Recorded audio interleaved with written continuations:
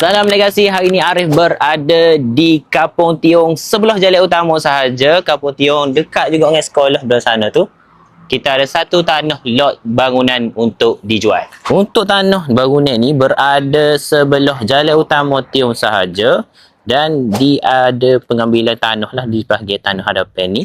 Kak Jai ambil jadi sebagai rizak jalan. Jadi bermula pada pagar ni adalah tanah untuk dijual.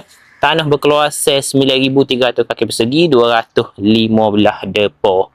Jadi tanah jenis memanjang, bukit air lebih kurang dalam 60 kaki lebar dan memanjang ke belakang. Jadi kalau anda nak jadikan tanah ni sebagai tanah komersial untuk bina hardware atau sebagainya, potensi yang tinggi.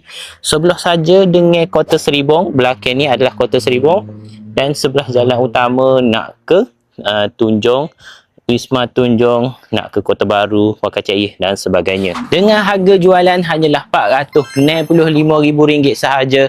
Sangat-sangat berbaloi sebelah jalan utama, potensi tinggi untuk komersial. Boleh hubungi Arif Legasi, nombor tertera di bio untuk maklumat lebih lanjut. Arif Legasi, mudah telus pantas.